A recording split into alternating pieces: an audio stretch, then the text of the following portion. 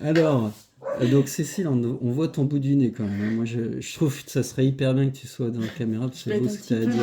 Allez, Allez, super. allez, merci. Donc, merci de votre accueil.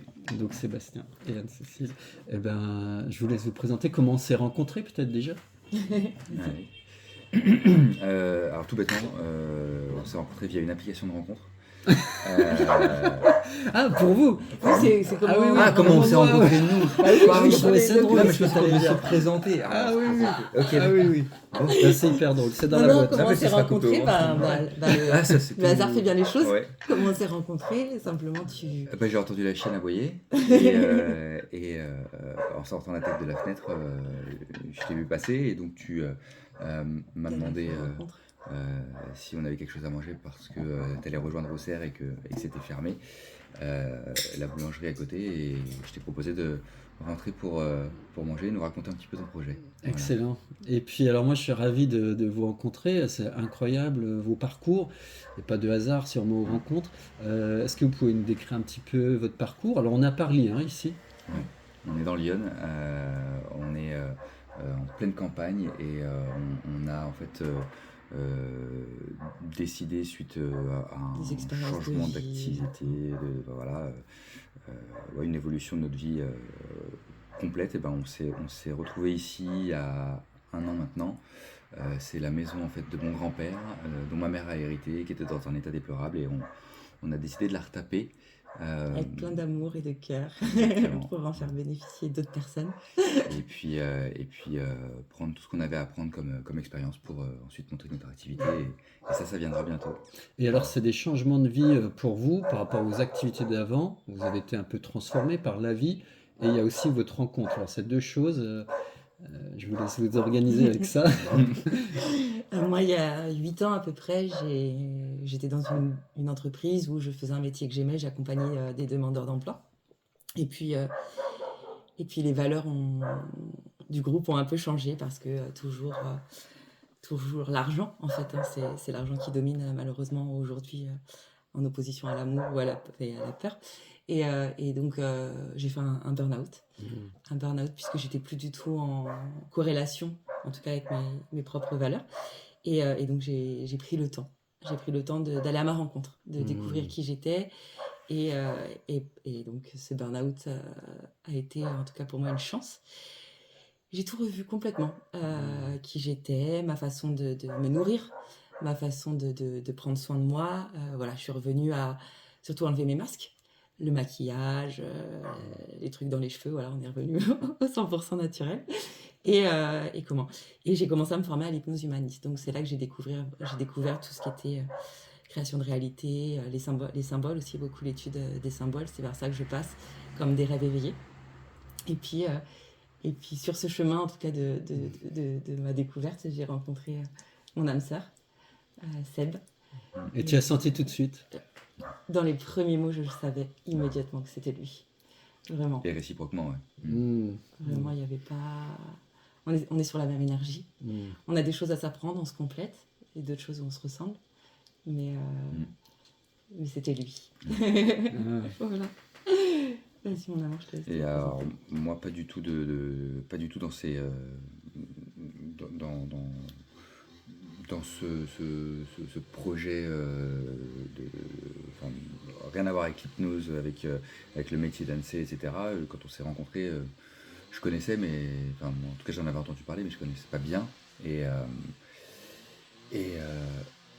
ça m'a ouvert plein de perspectives, ça m'a appris plein de choses, ça m'a appris aussi à prendre mon temps finalement. T'as fait sortir de ta zone de confort parfois. Complètement sortir de ma zone de confort. Mais c'est pas grave, il faut, des fois. Et puis moi j'avais un projet professionnel qui était tout tracé, et puis avec la force de l'intention, on y est arrivé. Et finalement, cette expérience qui devait être exceptionnelle dans un nouveau job que j'avais réussi à obtenir et qui correspondait à 100% à ce que je cherchais, s'est avéré être la pire expérience de ma vie. Et à partir de là, alors ta pire expérience, mais oui, ça a été très compliqué pour toi, je rebondis un peu dessus, mais ça t'a permis de te découvrir. Moi, je pense que si on arrive à voir le positif de chaque... comment ça fait si on arrive à voir dans chaque situation du positif, on en sort toujours gagnant. Et c'est toi qui m'as appris ça.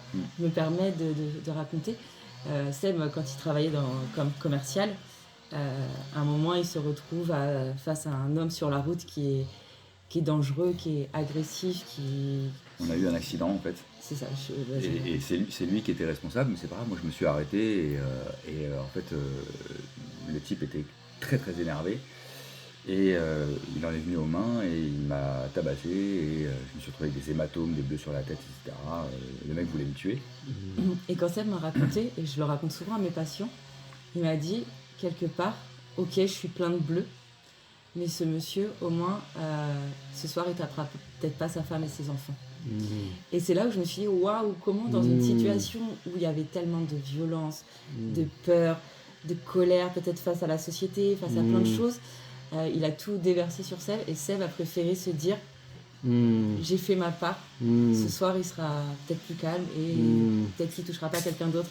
Et c'est vrai que du coup ça a été une leçon qui m'a appris, je me suis dit dans chaque élément qui peut être négatif, on peut en sortir du positif. C'est vrai que moi le soir j'ai tendance à faire le point de ma journée et de me dire qu'est-ce que j'ai appris aujourd'hui.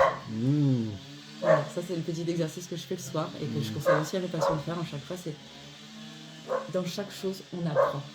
On en ressort toujours plus fort d'une situation, qu'elle soit positive ou négative, on en ressort toujours plus fort. Et donc du coup, la situation négative de ce job de rêve qui s'avère être un cauchemar, finalement, c'est qu'on s'est retrouvés tous les deux à décider de se lancer dans une aventure à deux. On va créer notre activité à deux et on se retrouve ici à découvrir une région, à retaper une maison, un truc qu'on n'avait jamais fait et on se découvre des talents et voilà et ça nous plaît. En fait c'est l'expérience. Aujourd'hui moi ce que je ressens vraiment c'est que on est capable de tout. Il faut juste avoir confiance, s'aimer suffisamment et expérimenter. Et plus on expérimente, parfois on se trompe. Et ça c'est la méthode américaine et c'est une des choses que j'aime bien chez eux, c'est que finalement même quand on se plante, qu'est-ce qu'on a appris et on peut repartir. En France on nous laisse un peu moins cette chance, je parle notamment des banques. Mais voilà, c'est que l'expérience c'est la meilleure chose qui puisse nous arriver. Donc, excellent, voilà. Ouais, super. Et peut-être un mot, tu disais que tu étais touché un peu Sébastien par ce qui se passe et le lien que ça fait avec l'évolution du monde peut-être. Le conflit au Moyen-Orient, ça me touche forcément. Moi j'ai de la famille en Israël. Mon père est juif, moi-même je suis d'origine juive, mais pas du tout pratiquant et surtout on a toujours vécu nous avec l'ouverture sur les autres religions qui au départ sont là pour amener de l'amour, du partage, etc. Nous, dans ma famille, on a vécu avec des Arabes, des musulmans, des Africains, on habitait à Paris dans le 20e arrondissement, des Chinois, etc. Peu importe. C'est cette multiculturalité. Et puis surtout, mon père est né en Égypte, et à l'époque, l'Égypte, donc c'était avant Nasser, quand c'était encore un protectorat britannique, c'était des juifs, des musulmans, il y avait des Espagnols, il y avait des Italiens, il y avait des Français, il y avait des Anglais, il y avait de tout.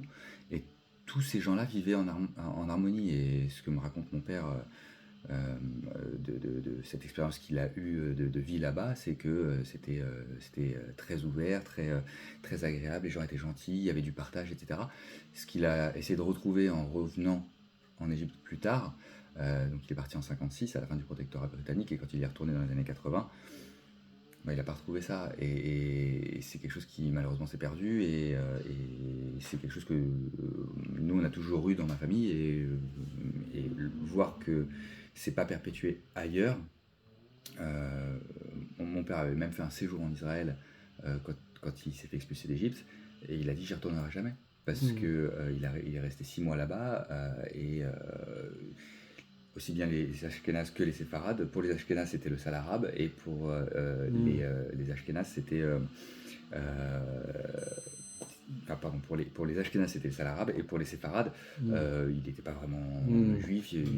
Voilà, bref, c'était très très compliqué pour lui. Et globalement, moi, ce que j'en retiens, c'est que finalement, c'est deux peuples sémites qui s'entretuent, alors que pendant des milliers d'années, ils ont vécu ensemble et ils faisaient du commerce ensemble, etc. Donc, je suis pas je me connais pas en histoire, j'ai pas les détails, voilà, mais ce que je regrette, c'est que finalement les religions qui devraient rassembler les peuples, finalement aujourd'hui, elles font qu'elles se déchirent et voilà, moi ça me touche particulièrement. On devrait se rassembler plus que s'opposer, ouais.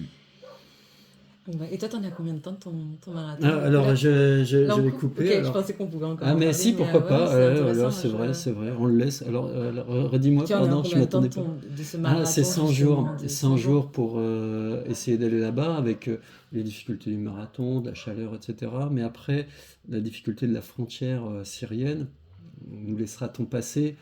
Et puis après, les autres difficultés seront pour y faire quoi.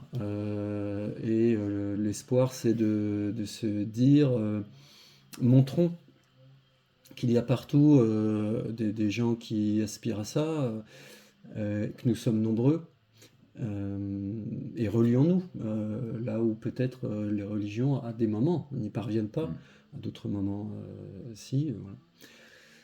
Et essayons. Voilà. Ouais. Et moi, je disais juste que l'endroit là-bas est tellement atypique et nous concerne tellement tous que j'ai espoir que là où les États ne parviennent pas eux-mêmes, semblent impuissants à empêcher ce conflit, eh bien, moi je me sens l'élan de pouvoir y faire quelque chose pour quelques-uns. Et je pense que ça viendra toujours que des hommes. Et que ce soit contagieux après. Voilà, peut-être que d'autres se diront, tiens, et moi, quels sont mes rêves, et moi, qu'est-ce que je peux faire pour ça?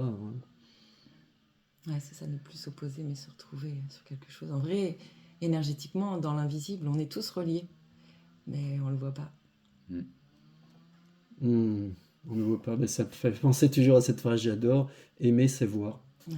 Et effectivement, c'est très difficile de voir. On a besoin d'interviews. Et là, il y a Dominique qui est là. Ça peut Ok. être intéressant. J'hésite à aller le chercher. Il a son point de vue aussi. Et lui, il est de la région et il a 70 ans à peu près, Dominique. Wow. Alors bon, rendez-vous au prochain épisode. Je Exactement. coupe quand même, parce que les gens, faut qu'ils vivent après. Allez, bisous, et on continue. Et bon courage.